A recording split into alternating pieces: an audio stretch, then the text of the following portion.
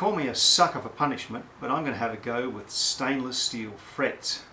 Previously I've used nickel silver, which is a bit soft, makes the fretwork a little bit easier to do. But as any guitarist will tell you, if they play the guitar a lot, it wears down reasonably quickly.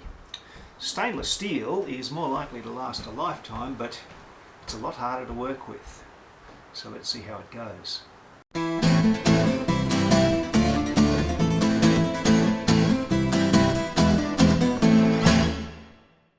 To start with, our trusty old nipper is going to have to be set aside in favour of this cantilevered monstrosity. This fret wire arrived pre-radiused, which is probably good. My little radiusing jig might not have appreciated the extra work. So let's see how these go, snipping them to length.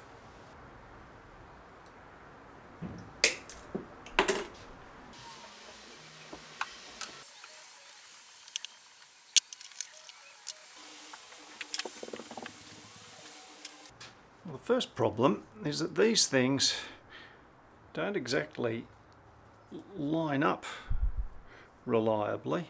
One of those jaws kind of meets underneath the other, but you can kind of switch it, you can wobble the head back and forward and sort of get them to line up, but it's not exactly confidence inspiring.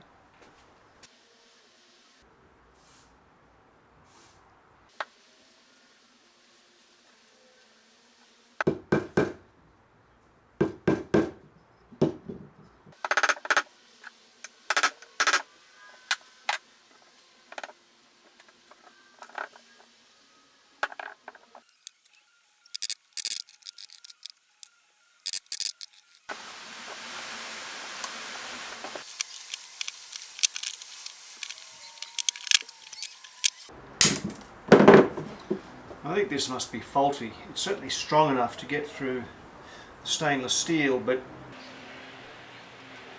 just flips from side to side. Really bad.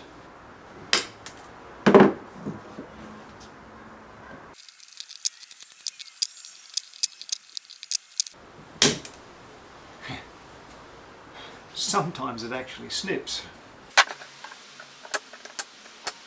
The other times I get through the bulk of it with this and then finish the job with this.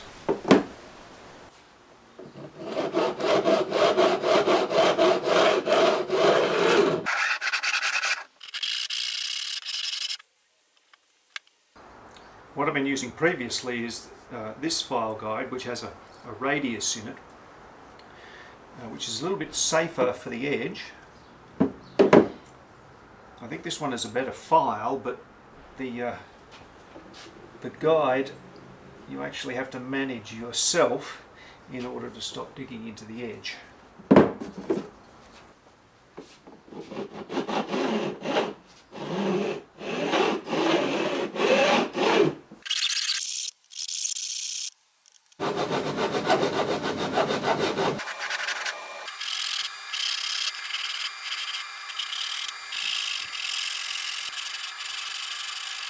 Now the hard work.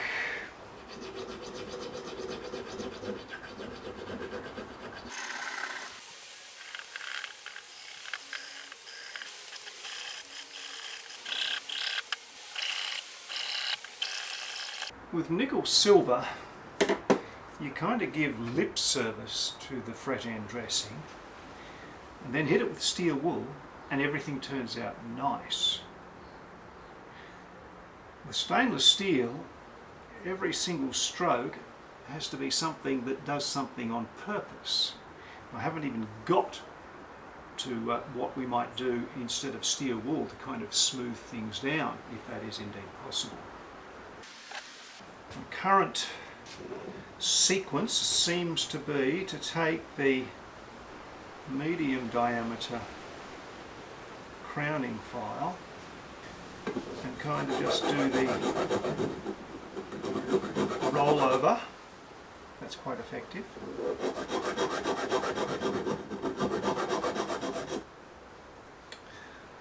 Then the cheap edge file, and try and get a semicircle from the top.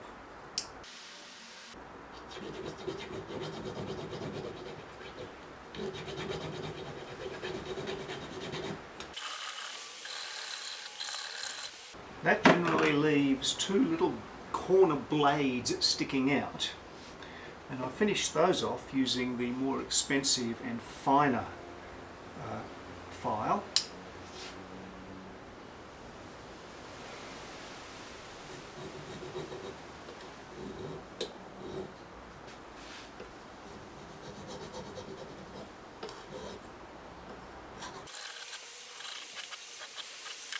Then I take the narrowest diameter crowning side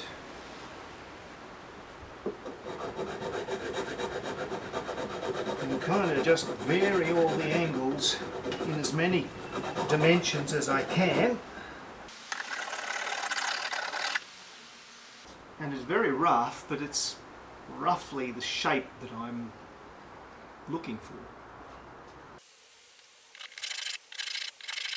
600 sandpaper seems to smooth things over a bit.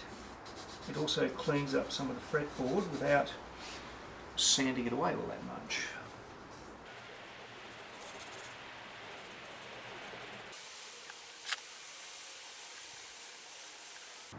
Keep in mind that this is all experimental. I'm now hitting it with some 1200.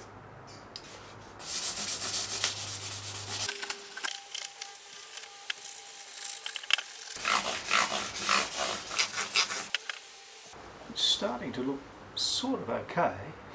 As I thought, steel wool doesn't have quite the zhuzhing up effect that it does on nickel silver frets. Still,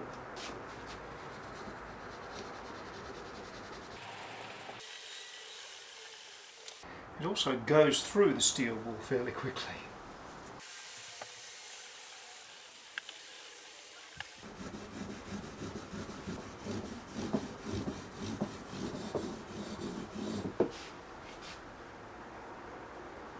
I was hoping that my neck engineering was so perfect that I wouldn't have to do any more work, but unfortunately there's a couple of high spots, and they're different at different sides of the fretboard. Now we expect a little bit of fall away on the very high frets, but we've got problems down here. So I'm going to have to level them using my cheap aluminium leveling bar that I got from a hardware store. That is nevertheless pretty straight.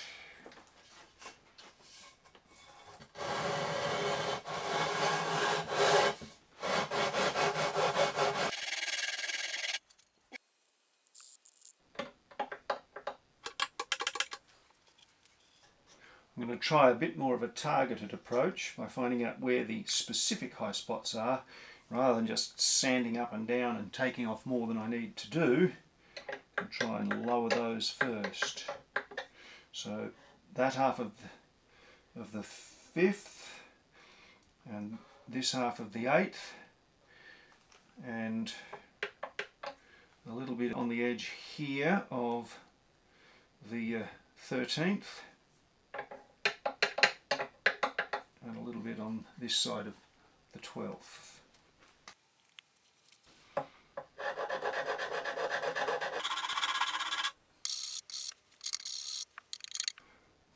The 5th is now good, but it's revealed a bit of the problem at the 2nd.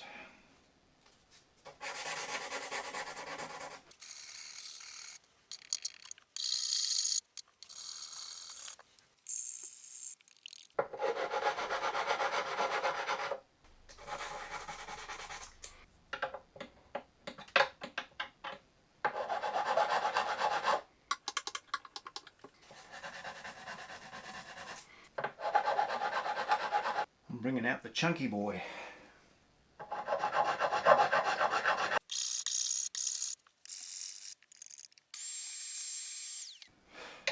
Now we've got the major, almost all of the major flat spots done. Let's do a little bit more on that one. As I was saying, we've got the major flat spots done. I'll reapply some marker and then we'll try the sanding bar again.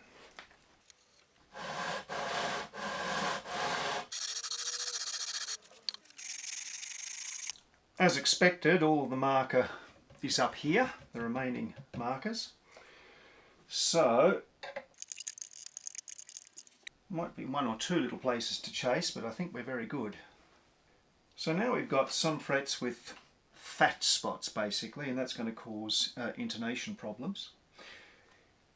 I've never dealt with this before, but I've seen other luthiers who sort of go in with a slanted file to try and narrow down those fat spots. That sounds a little bit too much like elite skill, so I might try a little bit of it and then just go back to the crowning file to try and round them over.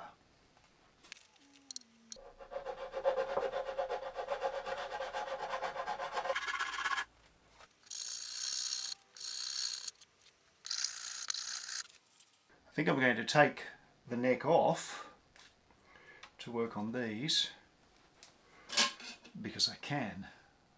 Old MacDonald had a farm, E-I-E-I-O, and on that farm he had some cows, E-I-E-I-O, with a moo. Much more satisfactory. And of course we barely touched these frets, so I think they've got their original profile. So I'll leave those alone. Now we'll do the other sides of them all. I'm aiming to have my black lines about 1/2 millimetre and perfectly centred in the width of the fret.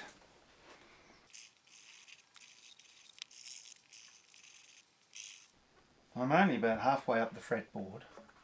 I've been using this supposedly elite tool with a nice leather carrying case, and already there's a kind of worn spot along the edge where I've just been doing what you've seen me doing. So whether I should be using a hardier, possibly cheaper file to do this part of the job, no idea at this stage. I mean, this thing's pretty chunky and it's got a flat along the sides, but I think at an angle it's going to dig in on the corners, which is not what I want. Let's see.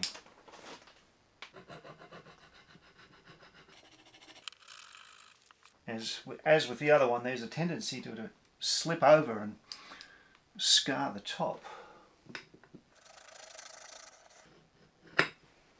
Like that.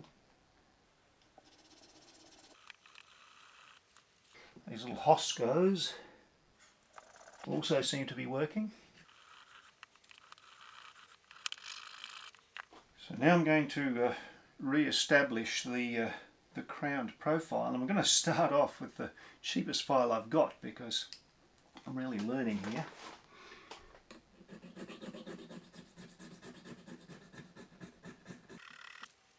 This one seems to remove all of the markers on the frets that I didn't really touch before, so that's good.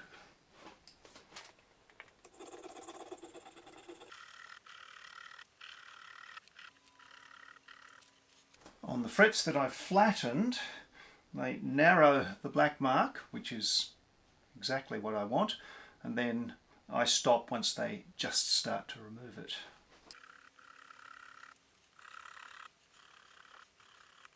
Now I'm going to try the medium crowning channel of this fancier file.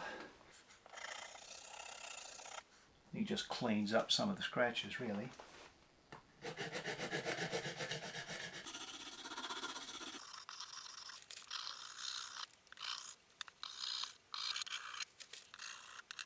Giving it a pass on the narrowest channel just to see if that'll kind of make them a bit rounder.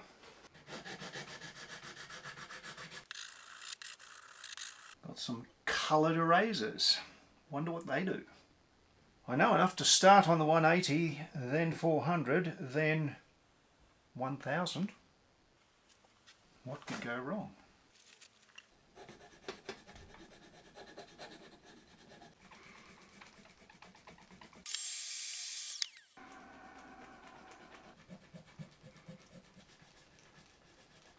Sadly, those erasers are not slowly making everything better, they're just showing me what I haven't done terribly well.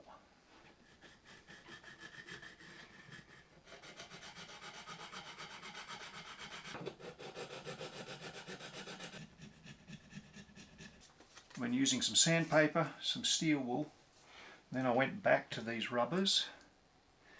It's starting to look okay, but it would have been awfully nicer had they been perfectly flat straight off the bat. Done a couple of extra cycles of the same thing off camera. I'm trying some of this cutting compound, auto polish. I think maybe it's a bit too fine. Some of the problems were caused by this being a bit too coarse, and some of them were caused by leaning and then slipping over the edge. Those scratches are really, really hard to get out.